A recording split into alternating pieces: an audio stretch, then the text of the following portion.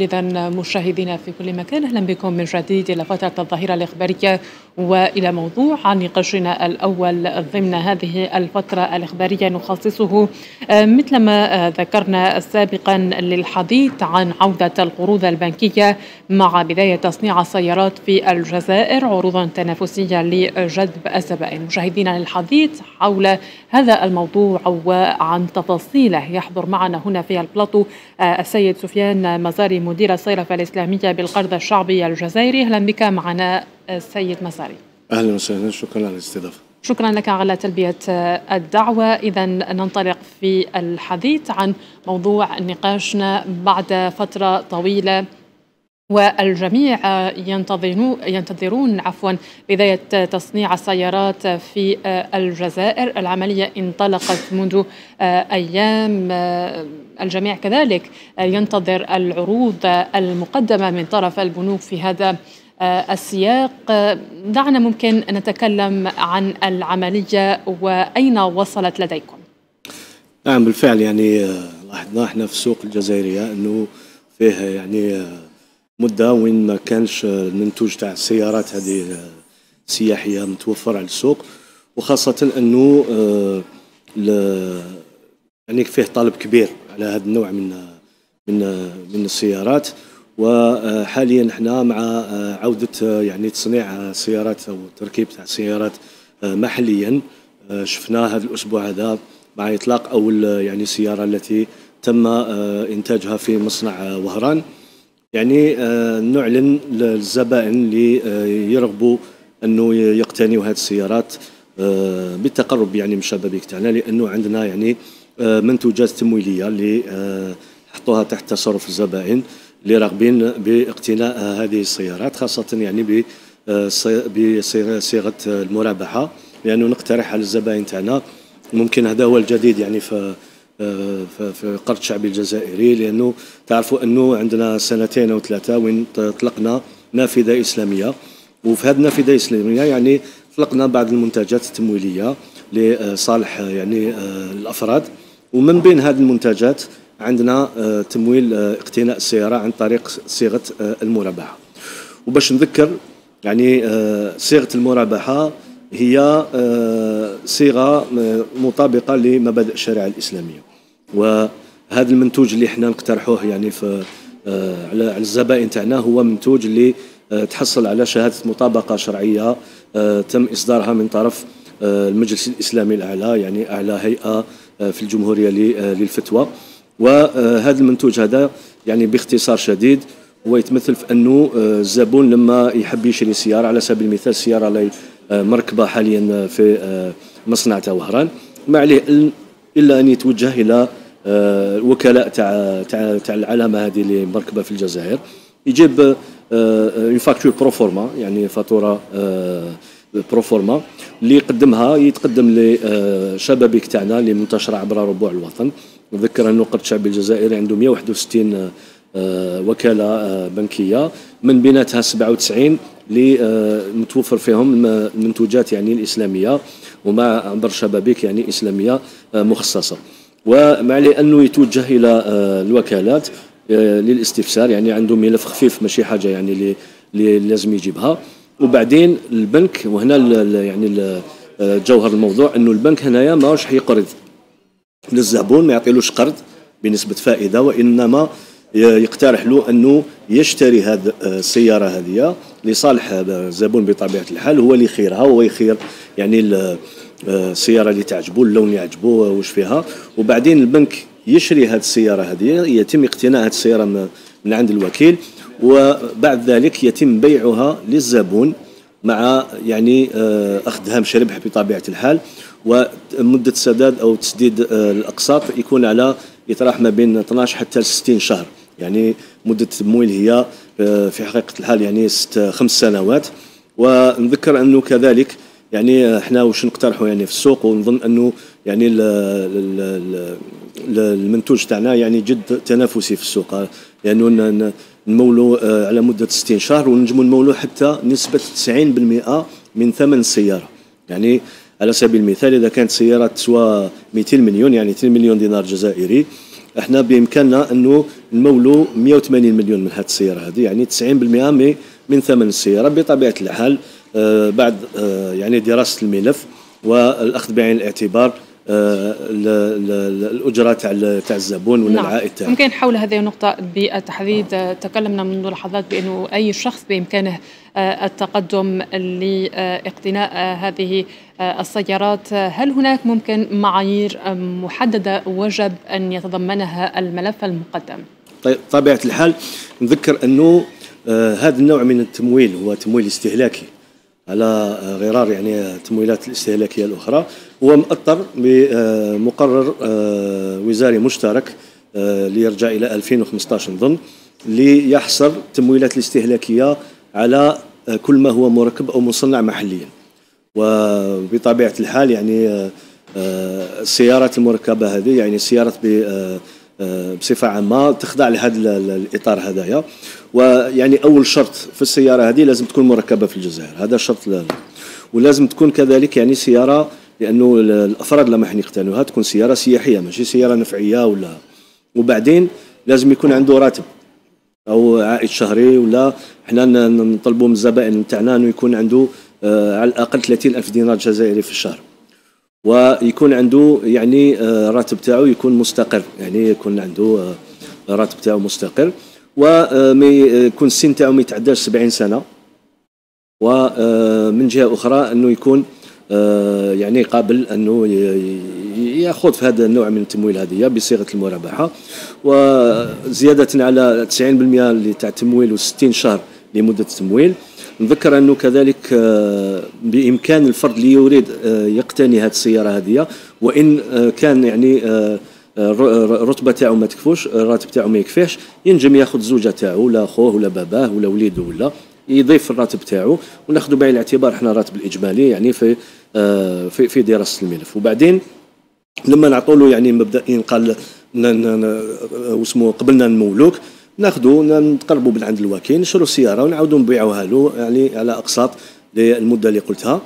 وفيه كذلك يعني ممكن نوضح انه نسبه هامش الربح اللي نقترحوها للزبائن تاعنا هي 7.5% سنويا، ونظن انه هذا الهامش يعني في القرض الشعبي الجزائري من احسن الهوامش يعني اللي متوفره في السوق.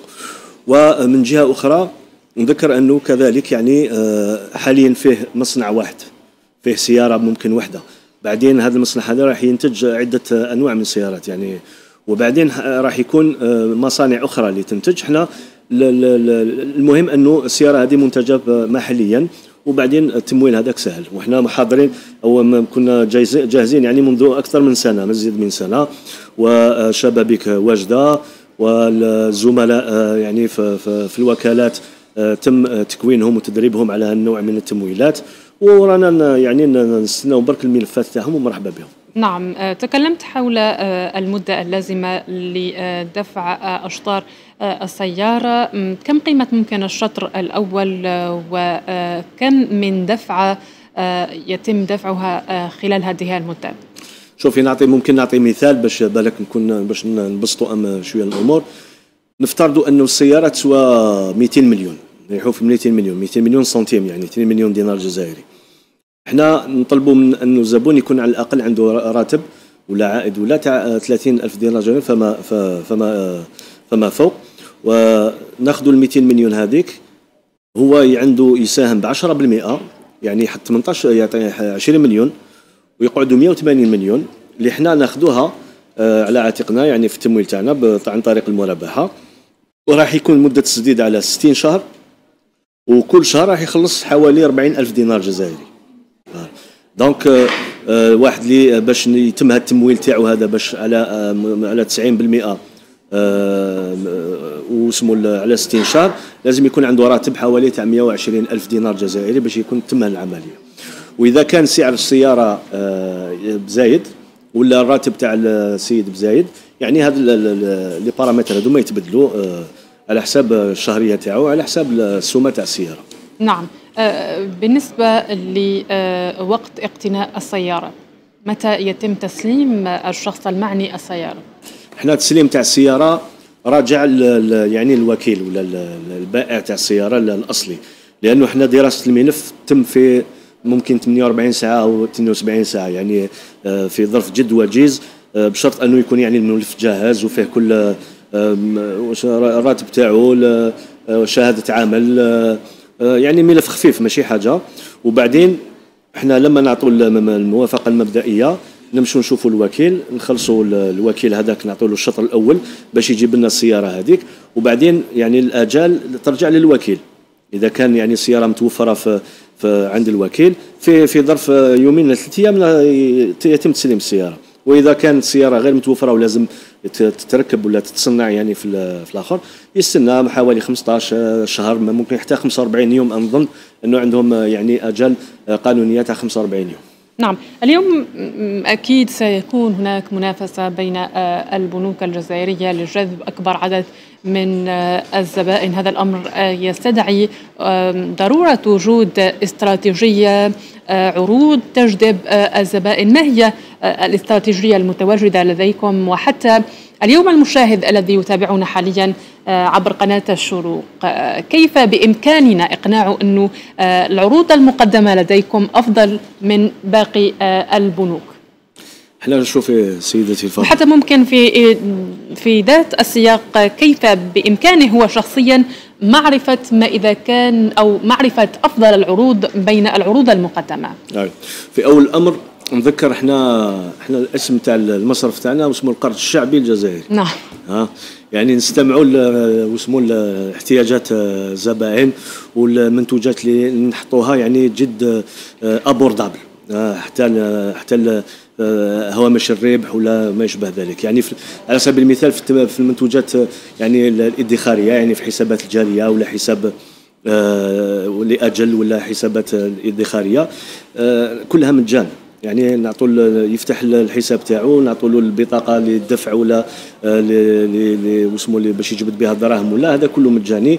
وبعدين لما يكون زبون تاع القرض الشعبي الجزائري في النافذه الاسلاميه لمده سنه على الاقل، ويكون عنده حساب ادخار وعنده يعني عائد اللي يعطيناه له، نزيدوا نقصوا له في السومه. هذه الاولى.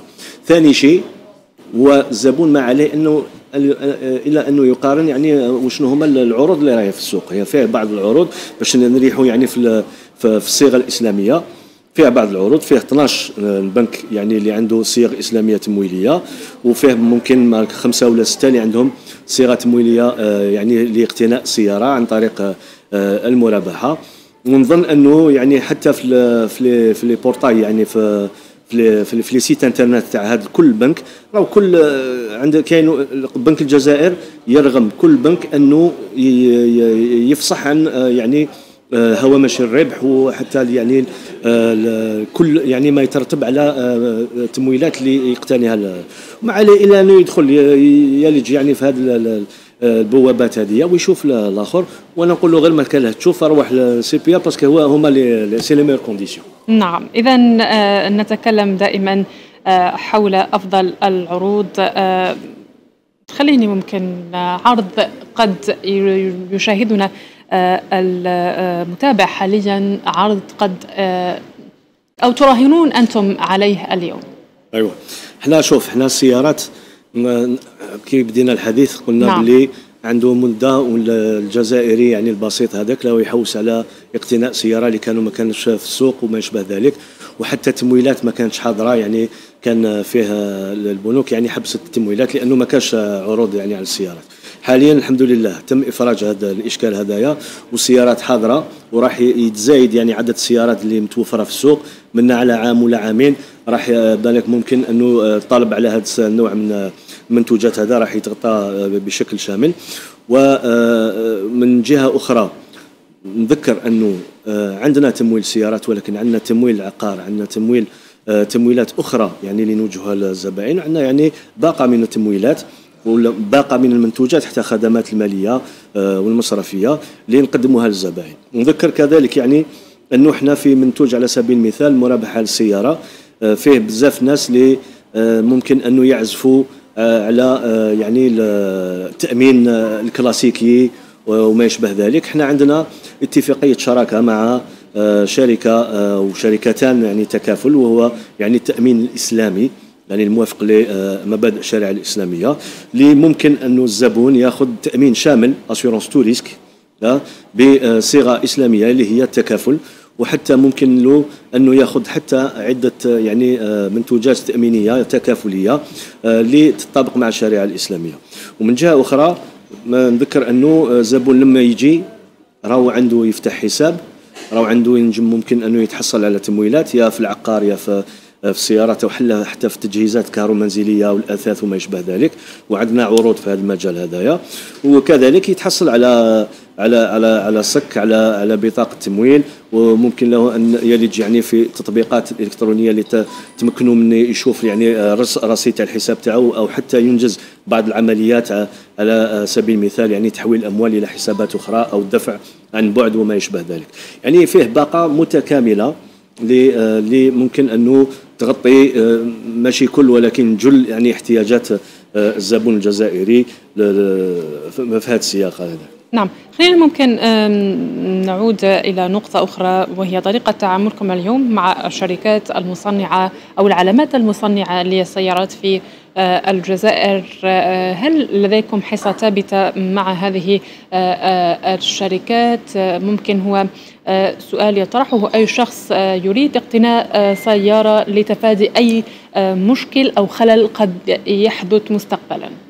طيب هو شوف، هو في أول الأمر يعني نكونوا براغماتيين، فيه تصنيع، فيه يعني تركيب للسيارات، لكن المنتوج اللي راه متوفر ما ينجمش يغطي يعني الطلبيه اللي راهي موجوده على السوق حاليا، لانه بعد غياب 3 ولا 4 سنوات يعني للسيارات في السوق فيه طلب كبير على هذا النوع من المنتوجات. وبالتالي هذا التصنيع هذا على مستوى يعني المصنع تاع وهران ولا المصانع الاخرى اللي حتجي باذن الله عن قريب، راح يزيد، يكون فيه تزايد لتغطيه يعني الطلب اللي راهو في السوق. وحنا قلت لك حنا يعني مبدئيا الزبون اللي حاب يقتني سياره مركبه بالجزائر بطريقه يعني بتمويل اسلامي، ما عليه انه يتجه الى الوكيل ياخذ فاكتور بروفورما ويجي الوكاله، وبعدين في الوكاله يتم توجيهه ونقولوا له واش الملف وما يشبه ذلك. وعندهم يعني حتى الوكيل لما يعطيك فاكتور بروفورما معناتها من المنتوج راه حاضر، ما ينجمش يعطيها لك والمنتوج ماهوش حاضر. وبعدين حتى الوكلاء عندهم اجال يعني قانونيه باش يتم تسليم السياره، يعني من الجهه هذه الزبون راهو يعني اللي بروتيجي من جانب قانوني وما يشبه ذلك. وحتى احنا يعني احنا رايحين نكونوا في بلاصه الزبون، لانه انا نتعامل مع الوكيل، انا اللي نشري عليه، وانا اللي نكسر له راسه باش يتم التسليم في الاجال وما يشبه ذلك. هذه يعني ممكن انه كي نقارنوا ما بين الصفه التمويليه الاسلاميه ولا بصفه تمويليه الكلاسيكيه وين يكون قرض وين نعطي القرض للزبون هو يدبر راسه مع الوكيل. هنا لا، كاين مرافقه من طرف البنك مع الوكيل ولا مع الممول تاع العتاد ولا تاع السياره وما يشبه ذلك، وبالتالي الزبون يكون مرتاح وتكون مرافقه يعني تاع البنك لصالحه. نعم، تكلمنا في بدايه حديثنا بانه هي خطوه انتظرها عديد المواطنون. كيف شاهدتم ممكن الإقبال على مثل هذا النوع من القروض؟ ونقول في الحقيقة عنده 2 سنين والناس تسأل وقتاش يكونوا سيارات وقتاش يسنون.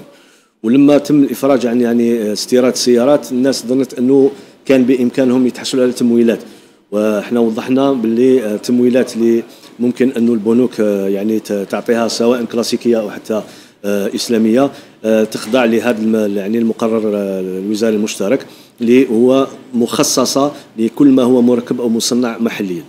وبعدين فيه كذلك يعني طلبيات أخرى، ما كاش غير سيارات ممكن أنه هو الموضوع تاع اليامات هذا كاين فيه طلب كبير كذلك على ما كله ما هو تمويل عقاري. وشفنا احنا باللي في التمويلات تاع العقار LPP فيه طلب كبير من طرف يعني الجزائريين اللي دخلوا في هذه الصيغه هذه على التمويلات الاسلاميه اللي ما كانتش حاضره في السوق.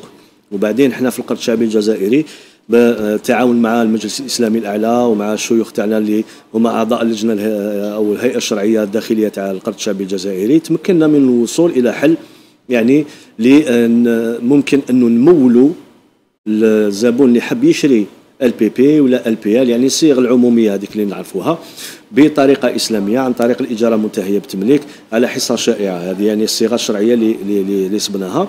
وكذلك اعطينا الفرصه كذلك للزبائن تاع القرض الشعبي الجزائري اللي كان اقتنوا هذه السكنات هذو عن طريق قروض يعني بنسبه فائده، انه يحولوا هذا التمويل هذايا عن طريق القرض الى تمويل اسلامي عن طريق الاجاره المنتهيه بالتمليك لحصه شائعه. وفيه كذلك يعني اقبال كبير على كل ما هو التجهيز المنزلي، يعني اجهزه كهرومنزليه او الاثاث او حتى الحاسوب او حتى يعني الهواتف الذكيه وما يشبه ذلك. وعندنا منتوجات تمويليه، يعني عندنا حلول تمويليه لهذا النوع من المنتوجات اللي عندنا يعني بصفه مباشره يتقرب من اي وكيل يبيع الاجهزه الكهرومنزليه، يجيب فاكتور بروفورما يروح للوكاله تاعو يقدم لها الملف تاعو ويتم شراء هذه الاجهزه هذه واعاده بيعها عن طريق صيغه المرابحه. والا فيه يعني منصتان الكترونيه اللي طرحناها مع شركاء لنا حنايا ليتمكن من الزبائن ان بمجرد الولوج في هذه المنصه هذه يتم اختيار واش يشري، يبدا يخير قال ناخذ هذا الجهاز التلفاز، ناخذ هذا الاثاث وما يشبه ذلك، ويتم فيه عمليه محاكاه باش يعرف شحال راح تستقاملوا يعني بالتمويل الاسلامي عن طريق المرابحه. وفيه امكانيه كذلك انه يحمل الوثائق تاعو، يتم تحميل الوثائق يعني او الملف تاعو يحملوا على المنصه هذه الالكترونيه، ويتم دراسه هذا الملف من طرف يعني البنك من خلال المنصه، وفي اجال يعني في بعض الاحيان حتى 24 او 48 ساعه يتم تسليم الاجهزه ولا المطلوبه وما يشبه ذلك. نعم، مادام انه فتحنا هذا القوس بخصوص اقتناء البيوت واقتناء الاجهزه، هل الشخص كذلك وجب ان يتوفر فيه معايير؟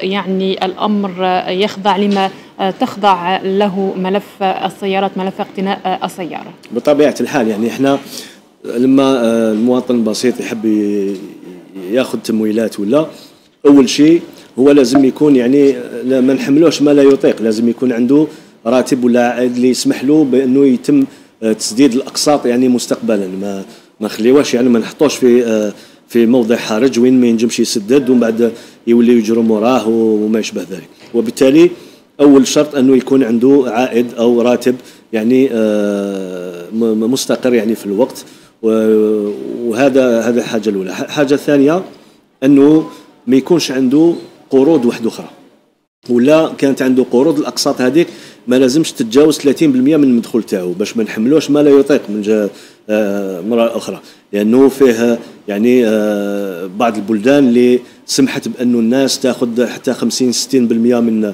العائد تاعها ولا الراتب تاعها، وهذا ما يضع يعني المواطن البسيط في موضع حرج وين يولي المصرف يجري موراه ويبعث له في الويسي ويجري موراه وما يشبه ذلك. لأنه هذا جد مهم.